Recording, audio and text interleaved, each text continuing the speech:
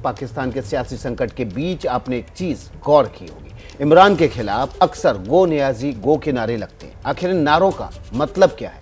इमरान को नियाजी कहकर क्यों पुकारा जाता है? जानिए इसकी दिलचस्प कहानी।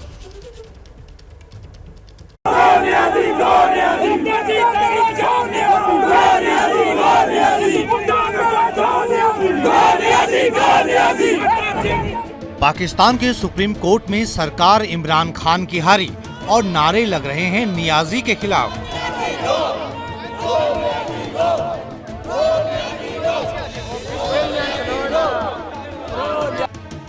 यही नहीं, पाकिस्तानी संसद में जब अविश्वास प्रस्ताव आया तब भी विपक्ष ने इमरान खान के बजाय नियाजी गो के नारे लगाए।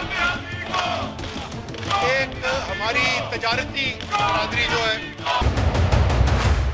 इमरान खान भले ही अपने नाम में सिर्फ इमरान खान ही लिखते हैं, लेकिन पाकिस्तान में विपक्ष के नेता उन्हें चिढ़ाने के लिए उनके नाम के साथ नियाजी जोड़ देते हैं। मुझे आपको ये कहना है कि इमरान खान नियाजी की बड़ी भूल है। आखिर ये नियाजी का चक्कर क्या है? पाकिस्तान में इमरान के विरोधी उन्हें नियाजी क्यों कहते हैं? दरअसल इसका सिरा जुड़ता है 1971 में बांग्लादेश के मुक्ति के संग्राम से। तब के पूर्वी पाकिस्तान में पाकिस्तानी फौज की कमान जिन लेफ्टिनेंट जनरल के हाथ में थी, उनका नाम था जनरल आमिर अब्दुल खान नियाजी। 1971 के युद्ध में पाकिस्तान के दो टुकड़े हुए थे। पूर्वी पाकिस्तान से नए देश के रूप में बांग्लादेश का उदय हुआ। उस युद्ध में जनरल नियाजी को अपने 92,000 फौजियों के साथ भारत के सामने सरेंडर करना पड़ा था। जनरल नियाजी के फौज के साथ सरेंडर वाली उस घटना को पाकिस्तान में लोग बड़ा अपमानजनक मानते हैं। तभी से पाकिस्तान में नियाजी सरनेम को गाली के तौर पर इस्तेमाल किया जाता है। नियाजी को कायरता और कमजोर नेतृत्व का प्रतीक माना जाता है।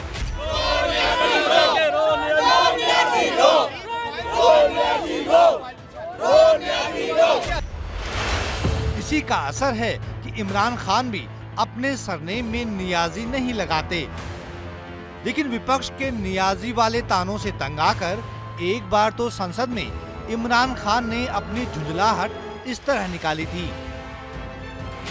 नंबर 1 जी, मेरा नाम है इमरान अहमद खान नियाजी। अच्छा है कि पूरा नाम ले लिया करें।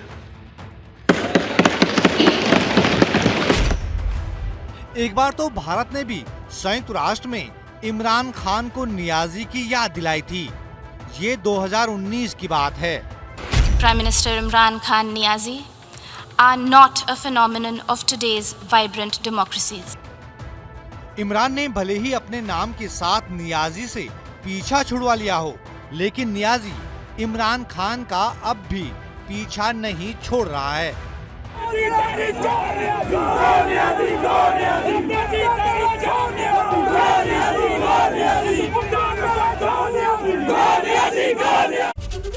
तो कल अविश्वास प्रस्ताव का सामना करना है इमरान खान को, और उससे पहले आज एक बार फिर से देश के नाम संबोधन है उनका, उसमें क्या कहने वाले हैं उस पर भी हमारी नजर रहेगी। लेकिन हमारे साथ इस वक्त पाकिस्तान के हाईकोर्ट के वकील बैरिस्टर अली ताहिर जुड़ गए हैं, और साथ ही पीएमएल नवाज के नेता डॉक्टर इरशाद अहमद खान भी लाइव है हमारे साथ।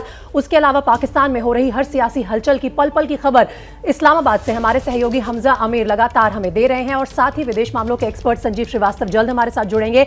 आशीष कुमार सिंह हमारे साथ स्टूडियो में मौजूद है। सबसे पहले रुख कर लेते हैं बैरिस्टर साहब का, जो इस वक्त हमारे साथ जुड़ रहे हैं। अली ताहिर साहब, बहुत स्वागत है आपका एबीपी न्यूज में। सबसे पहले मैं आपसे ये पूछना चाहती हूँ कि कल जो पाकिस्तान के सुप्रीम कोर्ट में हुआ, उसे कहा जा रहा है अनप्रेसिडेंटेड, एक तरह का ऐसा फैसला जो अब से पहले पाकिस्तान ने अपने इतिहास में नहीं देखा था। लेकिन इस फैसले को लेने के लिए सुप्रीम कोर्ट को एक तरह से मजबूर होना पड़ा, क्योंकि इमरान खान ने जिस तरह के कॉन्स्टिट्यूशनल क्राइसिस में झोंक दिया देश को, वो भी अनप्रेसिडेंटेड है। और शायद इसी फैसले का आप सब ये कहना ठीक होगा कि इंतजार कर रहे थे, ये सही रहा? बिस्मिल्लाहिर्रहमानिर्रहीम। Thank you very much first of all for having me on your show. देखिए, आपने लफ्ज़ इस्तेमाल किया अनप्रेसिडेंटेड। मैं इस फैसले को अनप्रेसिडेंटेड तो इस वजह से नहीं समझता क्योंकि जहाँ तक असम्बलियों की रिस्टोरेशन का मामला है तो हमारी सुप्रीम कोर्ट इससे पहले भी असम्बलियाँ रिस्टोर कर चुकी है। जुनेजो साहब की असम्बलियाँ रिस्टोर हुई, मियाँ मोहम्मद नवाज शरीफ की असम्बलियाँ इससे पहले रिस्टोर हुई। जहाँ तक ये बात है कि अनकॉन्स्टिट्यूशनल काम को सुप्रीम कोर्ट ने रोका, तो वो हमें याद है कि जिस वक्त इमरजेंसी लगी थी 2007 में और जजेस को घर भेजने की कोशिश की गई थी, तो सुप्रीम कोर्ट की तरफ से कोई इंटरिम ऑर्डर आया था और तमाम अदारों को ये ऑर्डर दिया गया था कि कोई अनकॉन्स्टिट्यूशनल काम इस मुल्क में नहीं होगा, और बाद में उस पूरी इमरजेंसी को ओवरटर्न किया गया था। तो अल्हम्दुलिल्लाह पाकिस्तान की जो जुडिशरी है वो आज़ाद है, इंडिपेंडेंट है, और वो सारा कुछ देख रही होती है कि किस तरह जो मुल्क है वो in accordance with the constitution and law चलना चाहिए। और कल एक कैटेगोरिकल मैसेज आया है कि ये जो मुल्क है ये in accordance with constitution and the law चलेगा, उसके अलावा इस मुल्क का और आगे कोई फ्यूचर नहीं है। और देखिए, ये एक बेहतरीन कल हमें, अगर आप वैसे भी जनरली ग्लोबली भी देख लें तो ये एक जनरली बड़ा अच्छा कल एक डेवलपमेंट हुई है, क्योंकि दुनिया का कोई भी मुल्क होता है वहाँ के अगर इंस्टीट्यूशन स्ट्रॉन्ग होते हैं तो वो डेमोक्रेसी को रिटेन कर जाते हैं, वहाँ पे डेमोक्रेसी डेवलप होती है। और वहाँ पे अगर इंस्टीट्यूशंस वीक होते हैं तो जाहिर है कि वहाँ पे डेमोक्रेसी नहीं चलती।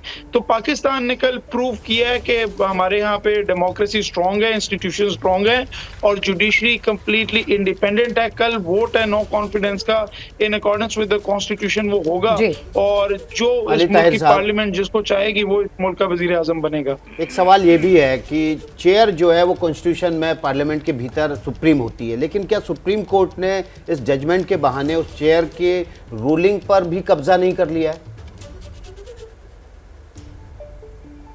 नहीं जी, एब्सोल्युटली नॉट। जो आर्टिकल 69 की प्रोटेक्शन की आप बात कर रहे हैं वो स्टार्ट ही होती है सब्जेक्ट टू द कॉन्स्टिट्यूशन, यानी कॉन्स्टिट्यूशन का कोई प्रोविजन किसी भी तरह से वायोलेट नहीं कोई भी नहीं कर सकता, ना कोई जज कर सकता है, ना पार्लियामेंट का कोई जो है चेयर कर सकती है, ना एग्जेक्टिव कर सकता है। तीन ही ऑर्गन्स होते हैं स्टेट के, तो तीनों में से कोई भी नहीं कर सकता। और फिर स्पीकर के जो प्रोसीजरल मैटर्स होते हैं उनको तो प्रोटेक्शन होती है, लेकिन जो उसके एडमिनिस्ट्रेटिव ऑर्डर्स होते हैं वहां पर उसके पास कोई प्रोटेक्शन मौजूद नहीं होती। और ये जितनी भी पार्लियामेंट्री डेमोक्रेसीज हैं, अनरिटन कॉन्स्टिट्यूशंस के अलावा जितनी भी पार्लियामेंट डेमोक्रेसीज हैं, the position is the same. मिसाल के तौर पे कल अगर पाकिस्तान की नेशनल असेंबली का स्पीकर या इंडिया की लोकसभा का स्पीकर ये कह देता है कि इंडिया का नाम कुछ और रख देंगे या पाकिस्तान का नाम कुछ और रख देंगे, तो उसके पास एक चूंकि ये कॉन्स्टिट्यूशनल पावर नहीं है इसलिए उसको ये इजाजत नहीं दी जा सकती। उसकी जो प्रोटेक्शन है that is only up until the proceedings and the procedure of the house, not beside it. ऐसा नहीं हो सकता कि आप माइनॉरिटी लीडर, बहुत इंपॉर्टेंट पॉइंट आप दे रहे हैं बैरिस्टर साहब, और मेरे ख्याल से इसी के चलते जो है सुप्रीम कोर्ट का कल ये फैसला सामने आया है। विदेश मामलों के एक्सपर्ट संजीव श्रीवास्तव जी भी हमारे साथ जुड़े हुए हैं, उनसे भी एक सवाल ले लेते हैं।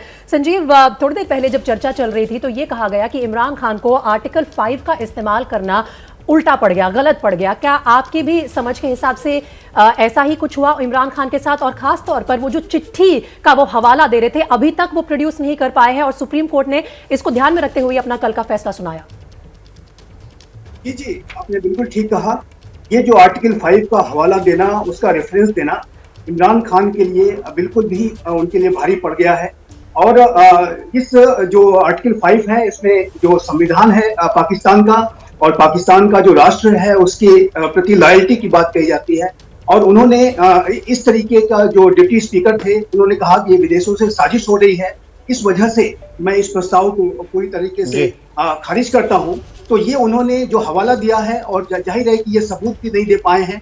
जो लगातार इमरान खान इस बात का दावा करते रहे कि मेरे पास एक प्रूफ है और सबूत है, मैं सामने पेश करूंगा, लेकिन वो सबूत भी नहीं पेश कर पाए। और ये जो आर्टिकल का जो हवाला देना ये उनके लिए बिल्कुल भी जो है उल्टा पड़ गया है, ये असंवैधानिक करार दे दिया गया है।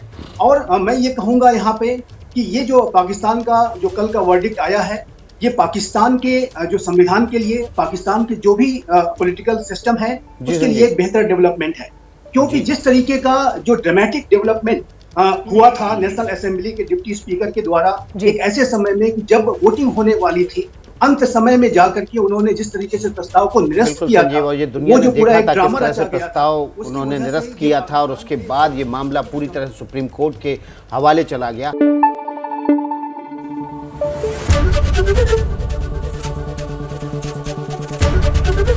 एबीपी न्यूज आपको रखे आगे।